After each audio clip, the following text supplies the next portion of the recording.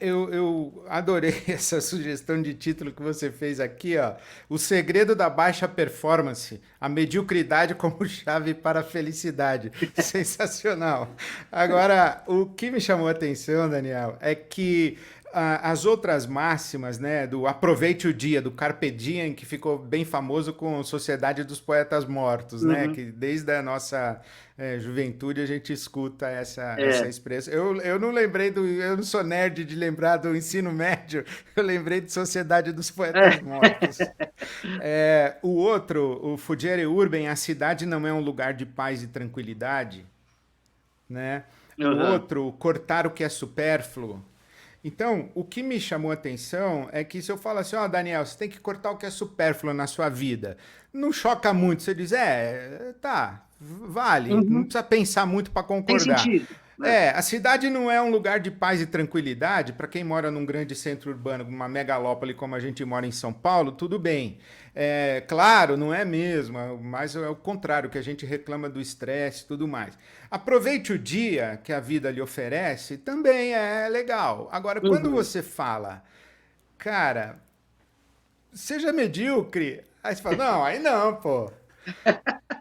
Aí Esse é o exagerou. lance, aí exagerou. Esse é o lance, né? Seja medíocre. Então, é uma crítica a essa tirania da alta performance, né? Ser o melhor, essa cultura coach que invadiu o nosso mundo aí bem recentemente, Uhum. né? De você tem que ser o máximo de você mesmo, você tem que realizar o máximo do seu potencial, essa coisa, essa insistência. Tá, mas fala um pouco sobre ser medíocre. Aliás, você faz uma provocação que eu não percebi se você respondeu ou eu não consegui pegar. Quando foi que ser medíocre passou a ser um demérito? Pois é, pois é. Quando foi? Essa é eu eu não pontuei assim cronologicamente, né? É. Até porque esse livro você vê é um livro que ele é mais escrito mais numa sentada, assim, não é que nem o Rir é Preciso, que tem, é quase uma Uhum, tese de uhum. doutorado, né? Sim. Esse é reflexivo e tal, mas eu não sei exatamente quando, mas eu proponho um como, né? Então, Sim. só para a gente entender, assim, qual que é a ideia, né? O primeiro, assim, todos os elogios à editora Sextante que topa essas minhas ideias malucas, né?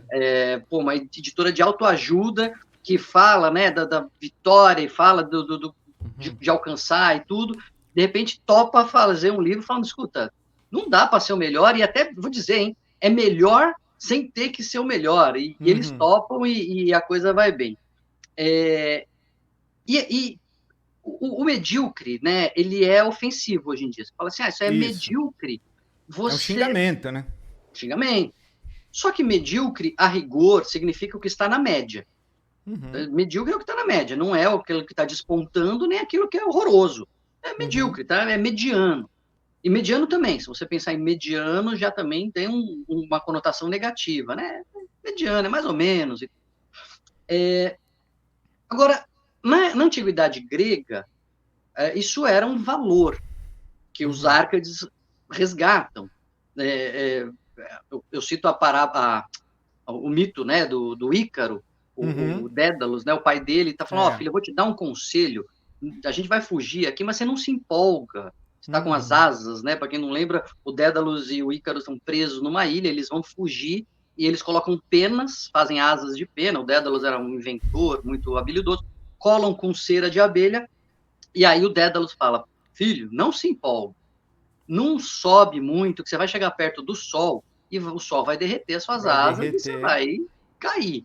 Também não fica lá embaixo, não, porque se você voar muito baixo, a umidade do mar vai estragar as penas. Fica no meio termo. O meio termo é um lugar seguro. Então, e obviamente, né, vou dar um spoiler aqui de uma história de 2000 anos, já venceu o prazo de spoiler, o Ícaro sobe, ele se empolga, jovem, né, se Uhum. empolga, e chega perto do sol, derrete a cera e morre, cai afoga, e se afoga. É, e a gente sabe, os gregos falavam, a virtude está no meio, tinha essa coisa de, olha, não exagera nem para um lado nem para o outro. Então, em algum momento, isso que era um valor, isso que era algo aceito, algo que era até prescrito, se torna ofensivo. E a lógica distorcida que está por trás disso é a gente tirar todo o valor daquilo que não é a vitória assim, escrachada, é a medalha de ouro, né? O primeiro lugar do pódio, é a promoção, é o sujeito que chegou à presidência, é o que conseguiu a promoção, é o que foi escolhido, que ganhou a medalha. Este tem valor. O resto não tem valor. Porque Sim. só assim explica, né? Eu acho que talvez o maior símbolo disso da nossa cultura contemporânea é o Rubinho Barrichello. Perfeito. Porque você vê o seguinte, eu pensava isso, né? Ah, o Rubinho Barrichello, ele é meme de Exato. perdedor. Mas se você tinha duas Ferraris no mundo, o cara pilotava uma delas e era um perdedor. Exato. Então, Não, ele tem um... por quê? É o que você escreveu, né? Que o medalha de prata é o primeiro dos perdedores. Exato, Essa exato. cultura é opressiva, né? Muito. E o Rubinho Barrichello é interessante, que ele tem umas estatísticas muito boas, um baita piloto, um cara muito acima da média, e aí, como é o segundo lugar, né? Então ele Não não vale vale, nada. não vale. E só É. isso explica, né? Porque assim, tá na média, e o mais cruel que eu acho, Ed, é que se a gente for sincero, tá todo mundo na média. Na média, Sim. a gente está na média. Como que a gente É. acha que a média é um negócio ruim se é onde a gente vive? Daí Uhum. não dá para entender porque as pessoas adoecem, vivem oprimidas, né? Frustradas, com sentimento de culpa, né? Com sentimento de débito. Eu tô devendo sempre alguma coisa para alguém. Querendo viver para prestar satisfações para outros e o padrão Uhum. que outros setaram para nós. A gente fica se comparando e competindo o tempo inteiro, não tem a cultura da cooperação, não tem o desfrute, tem porque a gente está naquela opressão de o máximo, o máximo, o máximo. Sabe o que eu lembrei também, Daniel? Teve uma das nossas seleções de vôlei antes daquela do ouro olímpico, né? Mas a gente ganhou uma medalha de prata. E eu lembro que um dos atletas, na volta da Olimpíada, ele falou assim: eu não ganhei a medalha de prata, eu perdi a medalha de ouro. Então, como não, O gente? cara volta derrotado, entendeu? O cara é medalha de prata olímpica, mas ele volta derrotado. E um falou assim que prefere ganhar a medalha de bronze, porque ele fala: ganhei o bronze, porque você ganhou. Você Do que termina com uma você ganhou vitória. prata, você perdeu, entendeu? Olha a nossa mentalidade, cara, como ela é opressora, como ela é esquisita, né? É adoecedora, no fundo, Adoecedora. né? É adoecedora. E, e quando a gente bota esse negócio nos nossos filhos, hein? Que a gente não Então, aceita que o cara tire 7 para passar de ano, tem que formar com a nota máxima. E nós pais ficamos falando assim: ah, o meu filho, ele tirou nota máxima em tudo. E já é. começa desde criança, né, essa opressão. Sabe que foi interessante uma das palestras que eu fiz sobre esse livro? Eu tive duas mães vindo falar comigo, uma agradecendo, falou assim, putz, que bom refletir sobre isso. E é muito importante, Ed, a gente fazer uma ressalva aqui. Não é uma apologia da derrota, não E é nem do uma fracasso, né? do fracasso, Aham. não é uma condenação da vitória, não é agora ganhar é feio e tão bonito é ser derrotado. Não, não é isso. É uma ampliação do leque de valores, a ponto de a gente não valorizar só a vitória. A vitória é legal, é lindo, meu, medalha de ouro é uma coisa sensacional, e eu quero mais que um monte de gente ganhe mesmo, eu quero ver as pessoas fazendo coisas de alta performance. Mas o que a gente precisa dizer para os nossos filhos e para nós mesmos ouvirmos é que não é a única coisa que tem valor. E Sim. aí, falando das mães que vieram falar comigo, uma veio agradecer, né? Falou assim, puxa, que bom, porque eu vejo isso no meu filho, eu vejo que ele não está assim tão preocupado em ser o melhor aluno da classe, e ele está bem com isso, e quem fica aflita sou eu. Então, já vi que não precisa ficar tão aflito. E uma outra falou assim, Daniel, mas pensa bem, minha filha está prestando vestibular, né? E o vestibular é uma competição e você só vai passar no vestibular se você, de fato, for melhor do que todos os outros, né? Enfim, sei lá, tem 100 vagas, você pode ser o centésimo melhor, mas você tem que ser melhor que todos os outros, né?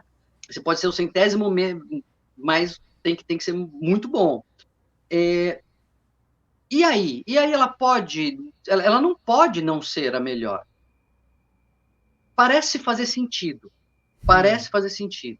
É igual uma repórter da BBC que fez uma pergunta para mim. Falou, Daniel, mas quando você pega, por exemplo, minorias, mulheres no mundo corporativo, elas têm que se esforçar muito mais para conseguir uma promoção. Elas não podem não ser as melhores.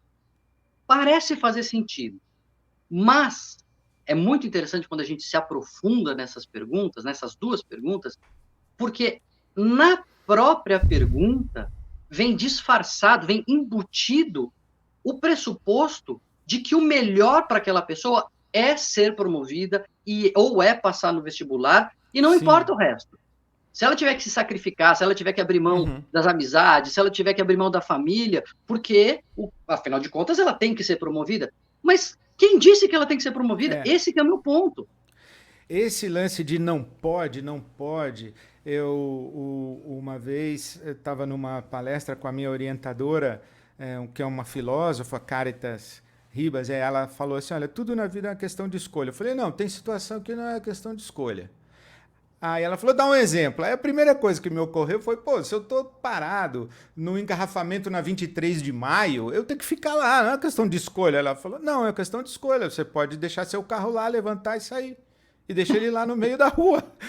Não, mas eu não posso fazer isso. Não, você pode, é que você faz uma conta e você chega à conclusão que você não deve. Mas poder você pode. E eu acho que uma das coisas tirânicas da nossa sociedade é como a sociedade, a cultura, ou mesmo o contexto de pessoas em volta da gente, fica todos esses ingredientes aí decidindo o que a gente pode ou não pode, escolhendo por nós. E a gente vai acreditando que a gente não tem escolha.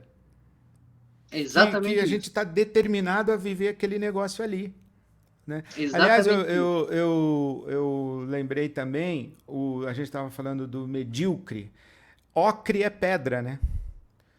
E o medíocre é o meio da pedra, é o meio da montanha. É o cara que subiu até o meio da montanha, ele olha para baixo, tem uma galera imensa. Ele olha para cima, tem uma meia dúzia. Ele fala, não, aqui tá bom para mim já. Então ele fica no meio da montanha. E a gente trata esse cara como um fracassado, porque a gente está comparando ele com a meia dúzia que está lá em cima. Pois é. Mas isso, você no capítulo, eu gostei demais quando você falou que não é só uma questão, nós não estamos fazendo elogio do fracasso nem da derrota, né? Mas não é só uma questão de eu não vou ser o melhor. Não, eu não vou ser o melhor nessa régua que você está estabelecendo para mim. Então, eu não vou ser promovido ou eu não vou passar no vestibular. Só que o custo de ser promovido me faz sacrificar um monte de coisa. Então, não é que eu estou abrindo mão de ser o melhor, eu estou escolhendo um monte de coisa que se eu quiser correr nessa corrida aí que você está impondo sobre mim, eu não vou viver. E aí você dá o exemplo do Cielo, né? Que eu achei fantástico. Esse exemplo me pegou muito. Eu, enfim, já era adulto, né? O César Cielo não faz tanto tempo assim que foi vencido. Já faz tempo, mas não é uma coisa tão antiga. E eu lembro direitinho dessa entrevista, assim, que eu vi quando ele contava o preço que ele pagou para chegar onde ele chegou.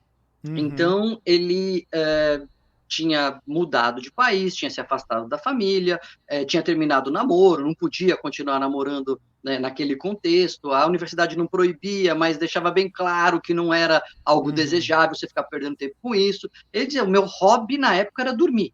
Essa era a minha coisa que eu conseguia fazer por lazer prazer. Dele era a soneca. Meu lazer era dormir. E aí, fez tudo isso, pagou esse preço e, chegou lá, conseguiu o primeiro medalhista de ouro da história da natação brasileira. Mas eu pensei, na época, eu falei assim, gente, para mim não dava. Assim, não é só uma questão de talento, que eu não tenho talento para essa compleição física, mas, assim, é um preço muito alto que para mim não vale, para mim a conta não fecha.